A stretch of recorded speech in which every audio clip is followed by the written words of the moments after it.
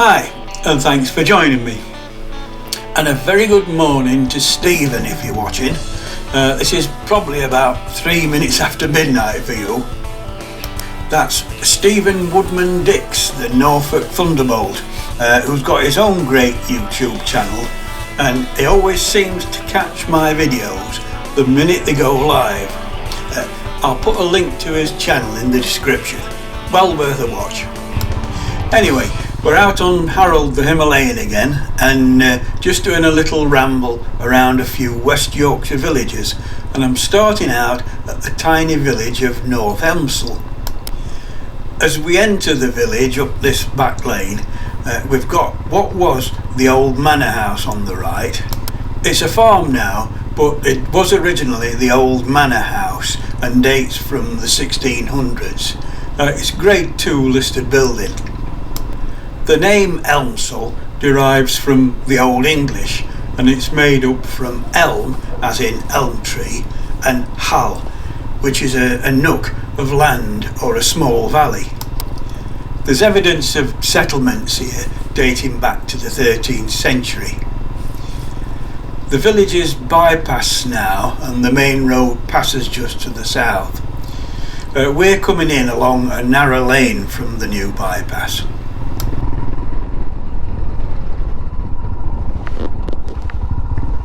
As we come into the centre of the village, there's St Margaret's Church on the left. It was built in 1896, and it's another Grade 2 listed building. The village does have a famous former resident, but we're going back to the 1600s. One John Morris was born here. Now, he became a soldier who fought on both sides during the First English Civil War. He started out as a major in the Royalist Army, but halfway through switched sides and he became a colonel in the Parliamentarian Army. At this point the story gets a bit complicated, but he ends up heading the garrison at Pontefract Castle on behalf of the Royalists. The castle was being held under siege by the Parliamentarian Army for quite some time, till it ended in March 1649, when Morris handed over the castle to Major General John Lambert. Shortly after, he was arrested, charged with treason and imprisoned in York Castle. Now, there were some attempts to rescue him, but they all failed. At one point he did manage to escape along with another prisoner. Unfortunately, his associate broke his leg as they were getting over the wall, but Morris refused to leave him, and they were both retaken. He was hung, drawn and quartered at York in August 1649. His body was buried at Wentworth. We're heading up the A68 towards Wakefield, and on the left here we've got one of the old entrances and gatehouses to North Elmsall Lodge. It dates from the early 1800s when the lodge was built. They're all Grade 2 listed.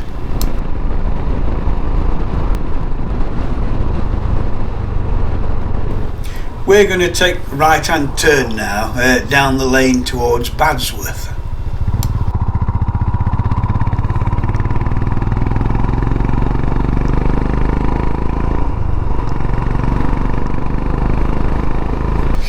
This is the village of Badsworth we're coming into now. The second part of the name comes from the Old English worth, which was an enclosure or a farmstead or a settlement. The first part's a person's name, Beddy, so it's referring to a settlement belonging to Beddy. It's recorded in the Domesday Book as Badsworth. As we go around the bend, there's Badsworth Hall on the left, or what's left of it. I believe there's just really the old stable block remaining, and that's been converted into a house. It dates from the 1700s and it's Grade 2 listed. This is a lovely old village, and many of the buildings are in sandstone, and that always looks nice and adds quite a lot of charm, I think.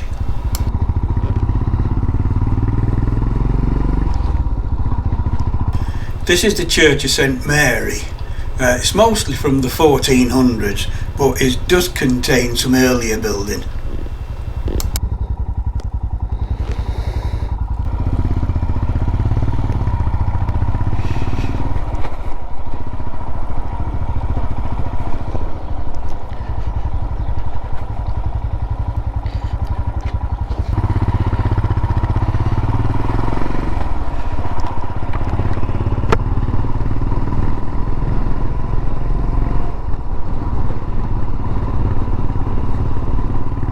On the left we got the old rectory that dates from 1731.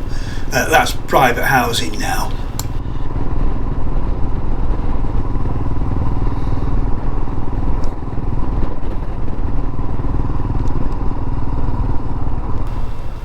As we leave Badsworth, we're turning left onto the B6474.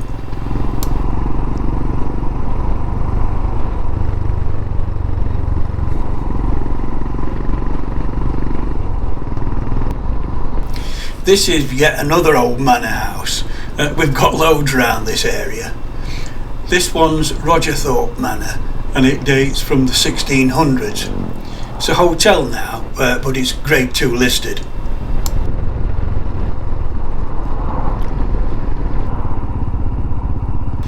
Next we've got the hamlet of Thorpe Ordlin. There's evidence here of settlements during Roman times, and finds include Roman coins. The main Doncaster to Pontefract road, which we come to next, is also of Roman origin.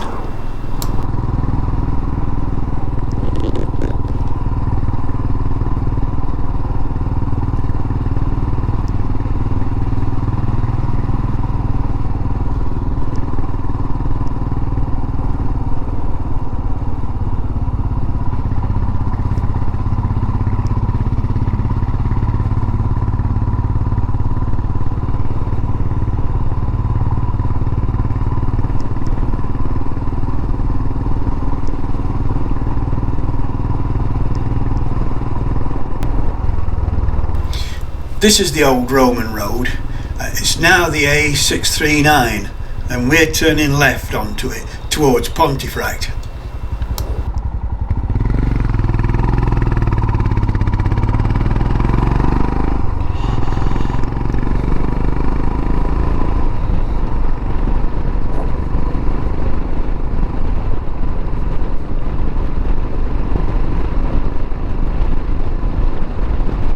In this field on the left is the site of a Roman fort.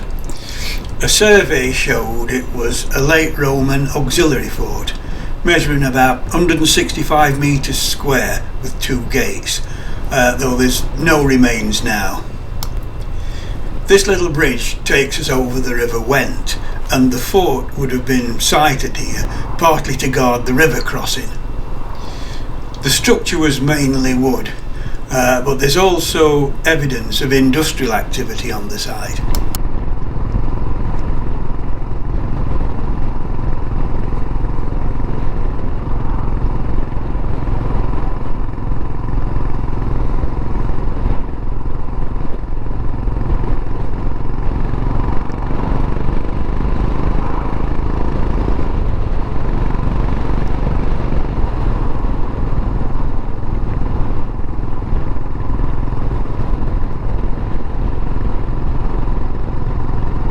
We're coming into East Hardwick now. It isn't recorded in the Domesday Book, and the earliest mentions in documents from 1120, where it's referred to as Herdwicka. The name comes from the Old English phrase Hordwick, which meant a herd farm or a farm for livestock. The East prefix was added to distinguish it from West Hardwick, a village about 2.5 miles away.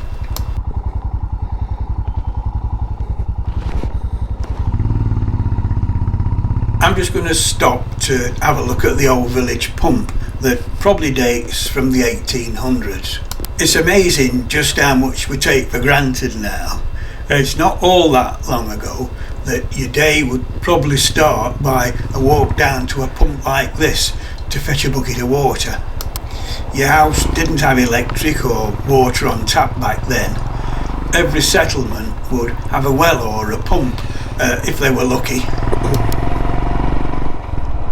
We've crossed over the main road and we're now taking another back lane that cuts across heading towards Ackworth.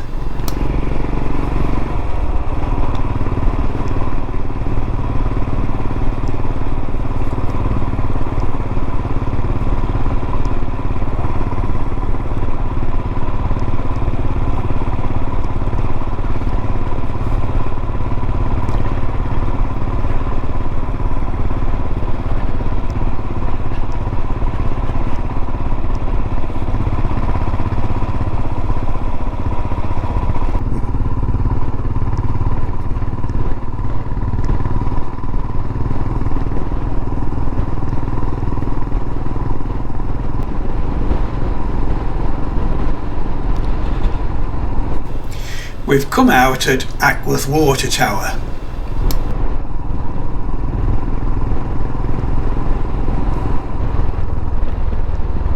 The gate on the left here is the entrance to the show fields, where there's a couple of steam and vintage vehicle rallies held each year. We're stopping here just to check out the stone on this little island. It's known locally as the Plague Stone and was originally probably a late medieval cross base. The square socket in the centre would have held the cross. Plague stones came about with the outbreak of the bubonic plague in the mid-1600s. They were stones with a hollow in the centre which was filled with vinegar, and they were positioned at village boundaries. Money in payment for supplies was left in the vinegar to sterilise it. There's a blue plaque telling us all about it. One theory on how the 1645 outbreak was brought into this area was by Civil War soldiers, but there's also another story of how it arrived. A local monk from nearby Nostell Priory was a regular preacher at the village cross and was well liked by the locals. He went on a trip to Rome where he caught and died from the plague. His body was returned to the priory, and as it passed through Ackworth, the locals wanted to pay their respects to the dead monk, and the coffin was opened. Shortly after that, the plague was rife in Ackworth. We'll come back to this lovely subject a little later. This is the A628 to Pontefract, and we're heading down towards Ackworth. It's actually three villages quite close together, and there's quite a bit of interesting stuff to look at. We come into High Ackworth first. Our first stop is at this very nice stone guidepost. This is an early signpost dating from 1827 and gives the direction and distance to several places, including Sheffield and Barnsley. Pretty impressive compared to modern day signs. We'll move on a bit further. There's a couple of possible origins for the name Ackworth, both from Anglo-Saxon. One is Aik or Aken, meaning oak, and Ut, the equivalent of Worth, meaning an enclosure or homestead. The other possibility is from a person's name, Acker, and Worth, meaning Acker's homestead. Around this central green we've got several things of interest, so we'll pull over and have a look.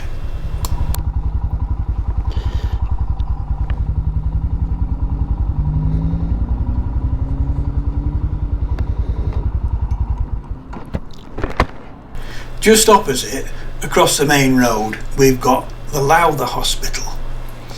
This was built in 1741 by Mary Lowther as almshouses and a schoolroom.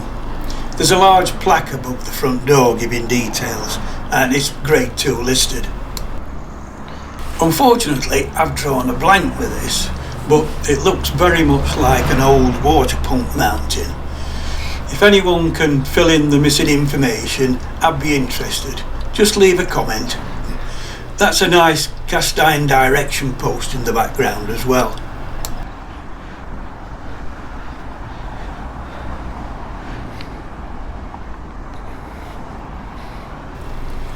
The village cross is late medieval, and one reason given for its erection was as a memorial to the dead of the Black Death. That's bubonic plague again. I think many people are familiar with the Great Plague of 1665 that spread out from London, found its way up to Eyam in Derbyshire, that's known as the Plague Village. What you may not know is that bubonic plague had several pandemics over the centuries and affected many areas of Britain. There was no cure. We saw the plague stone up at the water tower, and that relates to the 1645 pandemic. This cross relates to a much earlier one though, in the mid-1300s. By 1350, it's reported to have killed a third of England's population. Just up the road in Pontefract, an estimated 40% of the inhabitants died of it. Apart from wars, it was one of the biggest killers in the past.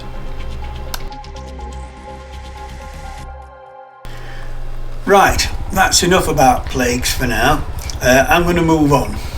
Now, this Rambles turning out to be a lot longer than expected, because there's quite a lot of interesting history around this cluster of villages. We've a way to go yet, but I'm going to wrap it up here and do a part 2 for the rest of the trip. As I turn round here, we've got the old vicarage, then the church of St Cuthbert's with its lovely lich gate. The church tower, that unfortunately is hidden behind the trees, dates from the 1400s, but the rest was rebuilt in 1855. They're Grade 2 listed. All in all, this is a really nice area with all the old stone buildings. I'm going to carry on down the hill out of High Ackworth and head down to Ackworth to see what we can find down there. If you've found this at all interesting, you might like to join me for part 2. Okay, I'll wrap it up there. Please leave a like, if in fact you did, and a comment. I always try and answer them. And don't forget to subscribe if you want to see more of my ramblings, and hit the notification button. Hope to catch you on the next one. So, cheers for now.